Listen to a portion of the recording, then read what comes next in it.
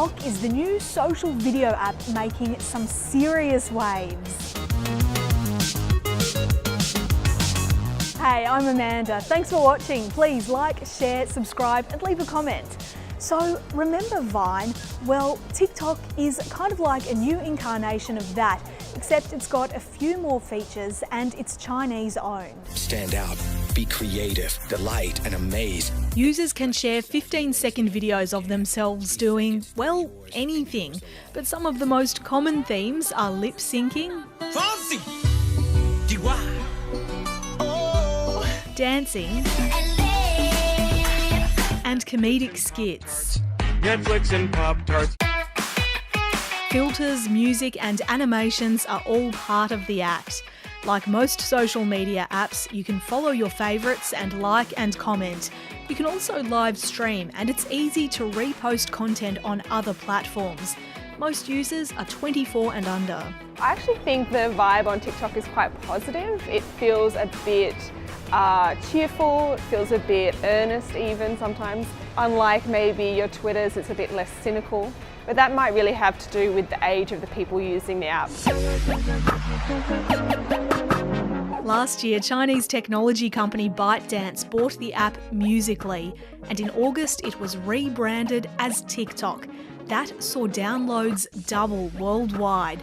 In China, it's known as Douyin, where there's around 400 million monthly active users. That's nearly 3 in every 10 people. As an individual focused type of platform, broadcasting yourself to the world, I think here in Australia we're really familiar with this idea from YouTube and from Instagram, creating an impression of yourself and selling it to the world.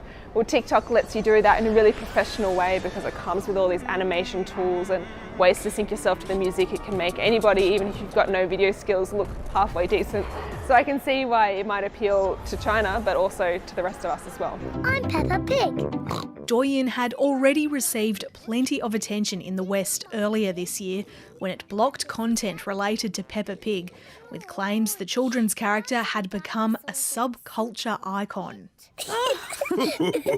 Memes like Karma's a bitch have also gone viral.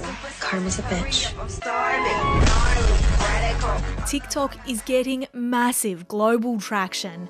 In the first half of this year, it was the #1 download in the App Store worldwide, beating out other behemoths like YouTube, WhatsApp, Instagram and Facebook. And that trend has continued in the second half of 2018. There are nearly 1 billion global active monthly users from around 150 countries. Outside of China, most of them come from the US, around 2% are from Australia. I think we've heard a lot in recent years about that narrative of Chinese tech developers going to America, wherever else, and copying and taking back those products back to China and creating a new version of it. This is an interesting reversal of that because it's kind of like China is starting to export these technologies. Of course, we buy a lot of Chinese manufacturing goods in the technology space, but this is interesting because it's an exporting of Chinese culture. Major celebrities like American talk show host Jimmy Fallon have jumped on the bandwagon to further fuel its popularity, encouraging fans to participate in the app's challenges feature. So I came up with one of my own called the Tumbleweed Challenge. And I asked you guys to make videos of yourselves dropping to the ground and rolling around like a tumbleweed every time you hear this. Yeah, so anyways, to get things started, Tariq and I made one. Take a look at the video we made.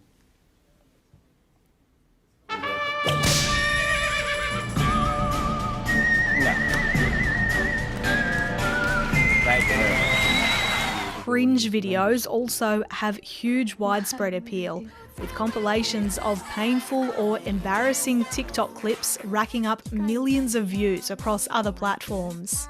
You got a boyfriend, I bet he doesn't kiss ya. 5, 4. Australians are finding a bit of fame and fortune on the app too.